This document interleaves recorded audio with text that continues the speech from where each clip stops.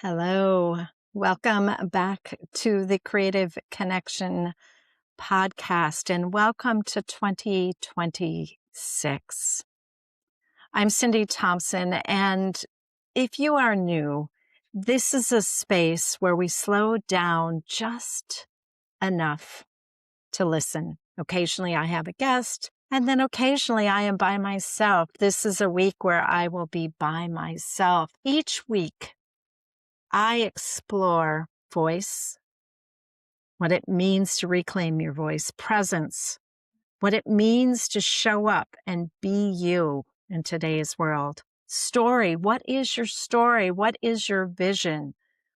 And what's becoming visible beneath the noise, beneath the responsibility, beneath the have-tos, so that we can move forward with clarity, purpose, and compassion. It's January 2026, and if you were like me, you've been playing with, where am I going? What's next?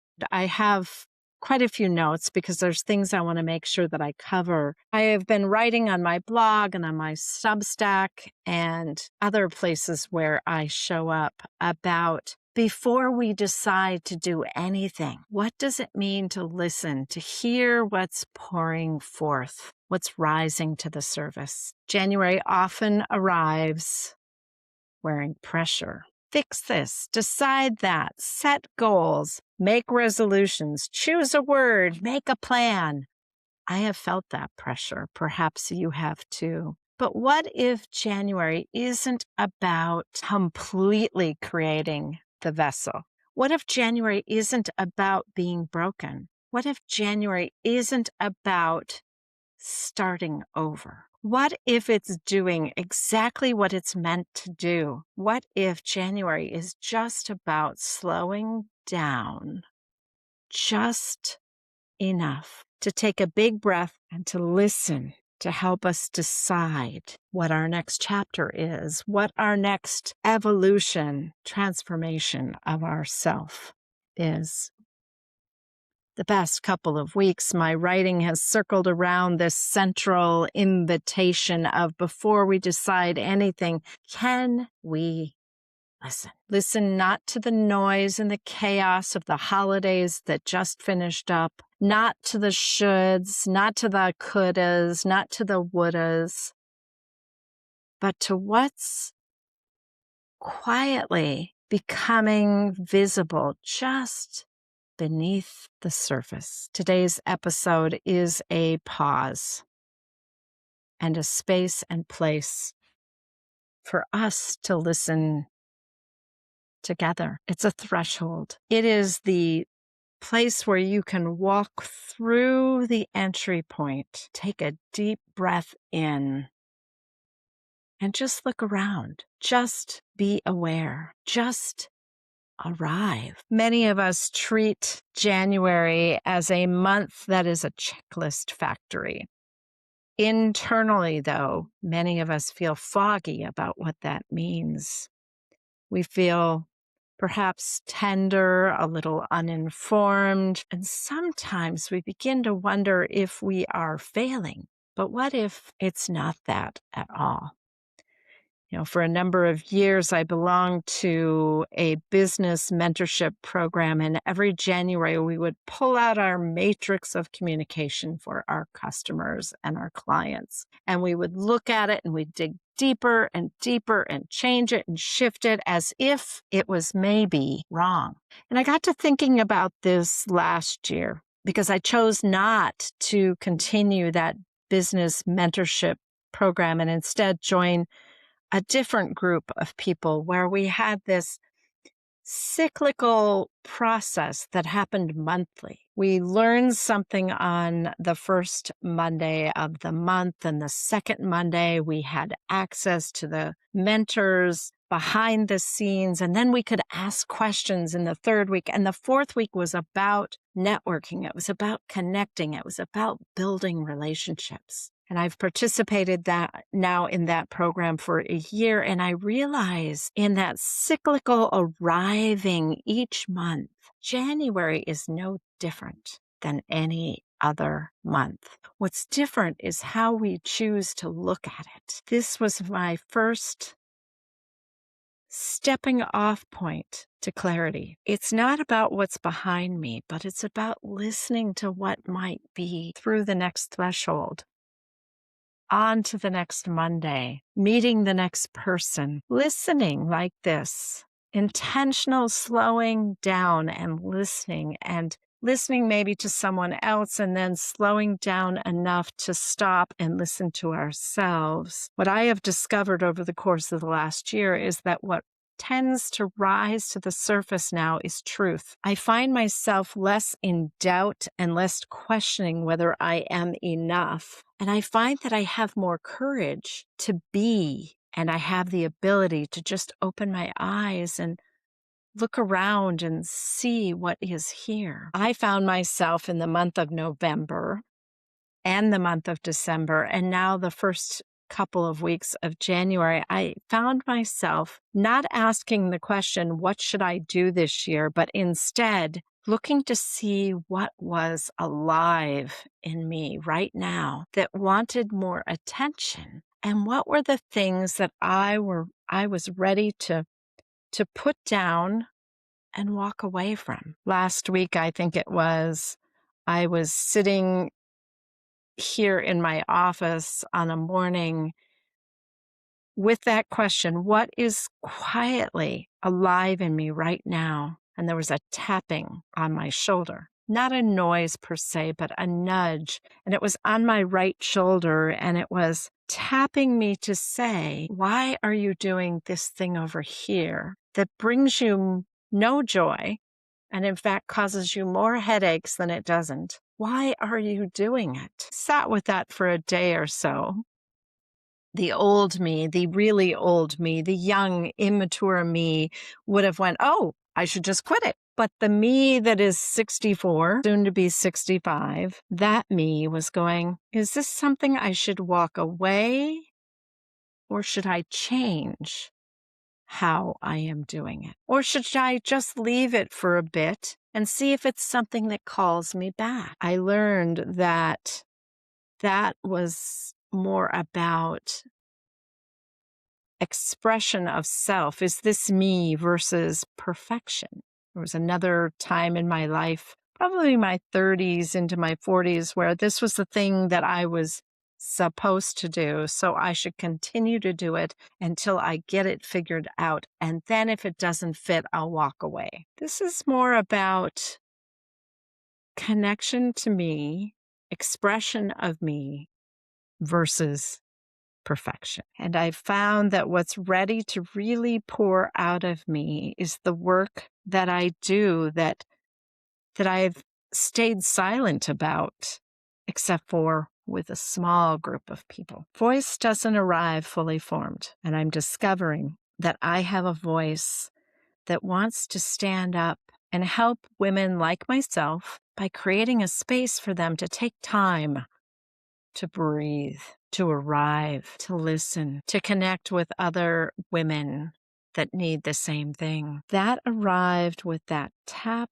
on the shoulder and a tug to shift how I am looking at the world. I have discovered that what's anchoring that has sort of shifted everything. Last year, I was circling around the idea of reclaiming your voice, reigniting your vision, and aligning with what matters most. And what I'm discovering is that my reclaiming of the work I do with women around creating space so that they too can pause long enough to find what it is that they are seeking and is seeking them, that is realigning to what brings me joy, what brings me aliveness. And in it is storytelling. In it is speaking with others. In it is offering support. So I've shared my journey. I have questions for you, not because I want you to answer them right now, but I want you to sit with these questions for the next week or so. And if you need support in looking at these questions, I'm happy to do that, just shoot me a message. But ask yourself, what is emerging that you are maybe pushing to the side because you don't have time for it? What is tapping you on the shoulder or tugging at your heartstrings? What is having you lift when you do it, and when you walk away, you collapse? Ask yourself, what is steadying you? What feels like a warm embrace? And when you look up at the time, you realize the time has just flown by and you had no sense time. When something is aligned, I have discovered when something is truly aligned, it doesn't drain you. You're not exhausted from the efforting. Instead, you find yourself uplifted. It doesn't feel like a chore. It doesn't feel forced. It doesn't feel like something that is thrown on you that you should do. It feels like something that is stretching you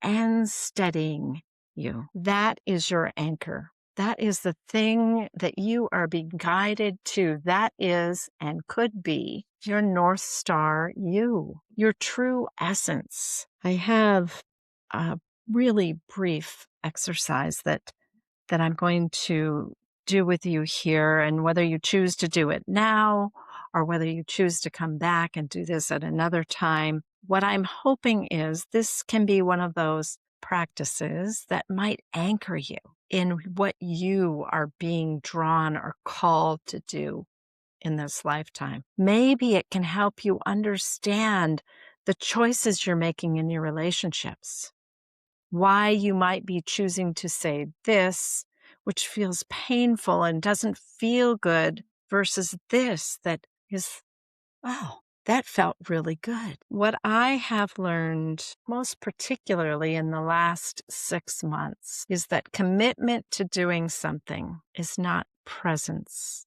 It is not groundedness. It is not necessarily what I feel at home doing. And instead, what I have learned is that I need to show up first and listen, to not be a human doing, but to be a human being. So this exercise is called embodied listening, and we're going to let it and us arrive. So if you have the ability now or again, you can come back and do this, but I invite you to sit comfortably, and I'm going to scooch back a little bit in my chair. Sit comfortably, either in a chair, on a couch, or perhaps you would feel more comfortable lying down with your knees gently bent so that you don't put any pressure on your lower back. And all I want you to do is put your feet on the ground, and again, if you're on the bed, flat on the bed, and close your eyes and take a deep breath in. Let's pause for just a moment, taking a full breath in all the way to your belly. Hold for a couple of seconds and then let it out through your mouth. And another one. Bring one hand to your chest or your heart area and the other to your belly, your feet on the ground and your eyes closed or your gaze gently down, and allow your body to begin to feel settled, grounded. Feel the surface you are sitting or lying upon below your body. Feel all the areas in which your body is connected to that surface. And take another inhale through the nose and an unhurried exhale through your mouth. Do this once more, letting the body completely arrive to this space. If a thought enters your head, don't attach to it. Let it float by like a cloud. On a day where clouds are breezing by, just settle the body and allow the hand on the heart and the hand on the belly and the breath to help your body arrive. Now, instead of asking yourself what to do or decide, ask yourself gently, what is ready to pour forth from me? What is ready to pour forth from me? And just listen to what arrives. Don't attach to it. Let it float by. Let it arrive. Try not to look for words, but notice sensations if you have them, or images, or a feeling of warmth or a pull. Let whatever arrives be enough. Take a deep breath in, gentle exhale. Bring your awareness now to your feet, your seat, your breath, and ask quietly, what anchors me to this? What helps me feel steady, aligned, connected? What helps me feel like me? And finally, ask yourself, how does this want to be nourished, supported? The answer be simple. Could be time. It could be space. It could be rest. Could be movement. Could be expression. What does this want to be nourished? Take one more slow breath in through the nose and out through the mouth.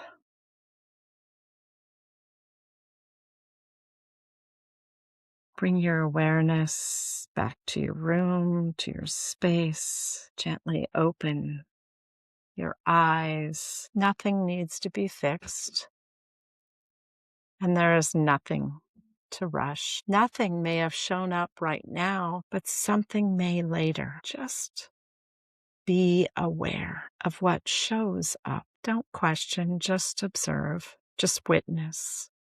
Just be aware. Nourishing what arises without pressure can be as simple as being aware. In fact, that is what I noticed in me in November.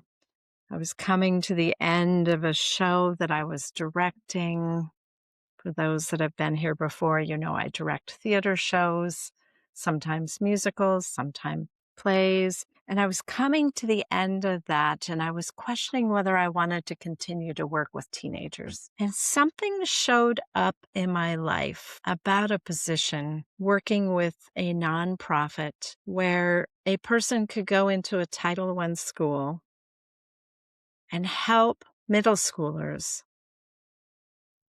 explore what it means to put on a play. The first time I saw it, I went, oh, I'm tired. I'm done with teenagers. This isn't something I want to do.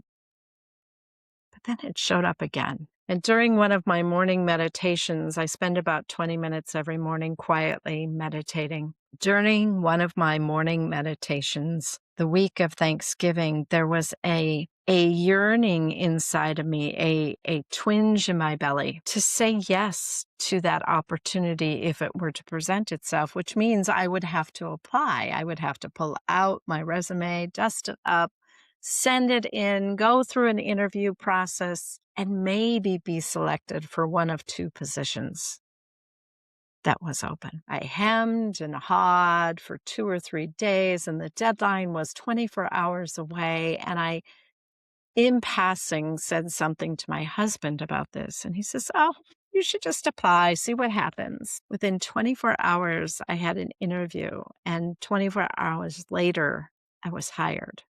And I am into week 2 of rehearsing with these 11, 12, 13, and 14-year-olds. And I have to tell you, when I arrive, I am elevated. And when I look up at the clock and it is 5 minutes before we are done and an hour and a half has whizzed by, I realize I am right where I need to be. Nourishment in this case did not come with a decision. It came with action. Action speaks louder than sitting quietly and deciding to do something, because in order to do it, you have to act on it. So I have some reflection questions to leave with you today, and then an invitation. The invitation is I am changing the format of my podcast. So every other week, I will be doing either a solo episode or inviting a guest in. And on the opposite week, I am going to start doing my meditations again. I did them for years on a Facebook group, and as Facebook and Meta were changing, those videos weren't going to be available to my clients, and it was a free group. And those videos were not going to be available to them anymore. So I went and I did some private meditations just for them for a while. And I decided that that was something that I enjoyed doing. It was sort of an extension of this. So next Wednesday, I will be doing a meditation that will be a support of this and what will be coming in the week following, which will be a guest. I haven't received my yes yet from her, so I don't know who exactly it will be, but I know that I will have a guest. And the other invitation I have for you is last week's podcast, I interviewed Dawn Faulkner. Dawn Faulkner is the founder of Overabundance of Life, and she created Compassionate Conversations Summit. And in my journey to learning about her and meeting her, she invited me to join and participate as one of the conversations that she had around the idea of grief, hope, and loss.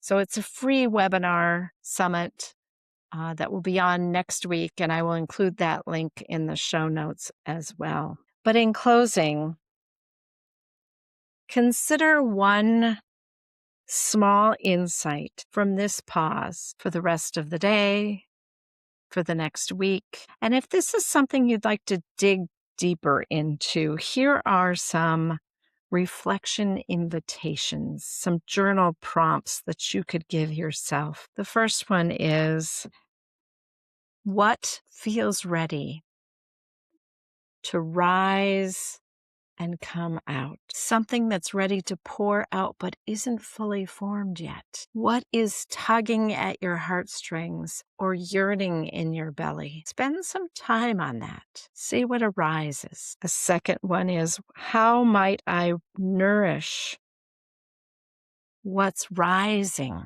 without rushing it? How can I nurture or nourish what's rising without rushing it? The third one will take more time, but if we think about what's rising and what's pouring forth, and you think about how you're nourishing it, how is it connected to how you're showing up in the world? Is it something that you need to be seen for and you've been playing it small? Is it something that's causing you to reignite a dream that you used to have, a vision for yourself? And how is it aligned to your values, your truth, and perhaps, dare I say, your purpose for being here as a human being in community with the human beings and the others that you are around? And the last one could be the only one you choose to do. It's a little different than the others. And that is the whole point of my podcast, my meditation series that will begin again. And that is, what would it feel like to listen longer? What would it feel like to listen longer before deciding to do? As you walk through the next week or so, let these questions circulate in you. Let these questions walk with you. Don't feel pressured to have to answer any of them. Don't feel pressured to have to write any of them down. Just let them be. And if you feel called to write about them, if you feel called to jot a word or two down, then do so. But only because it feels right. I thank you for showing up today for yourself. I thank you showing up to be here with me. I know that we each arrive and find things in the moment in time that we are supposed to. And as we close, I invite you to take a moment to recognize what may have stood out today for you. There's no need to attach a what I need to do next. Just on noticing. What might this have you listening more closely to? And as always, if this conversation resonated with you, let it circulate. Clarity doesn't always arrive through answers, but through attention, through awareness. And I will see you next week for a meditation, or perhaps you'll join me in the free Compassionate Conversations Summit. And then I will be back in 2 weeks with a guest on the Creative Connection podcast. Blessings until then.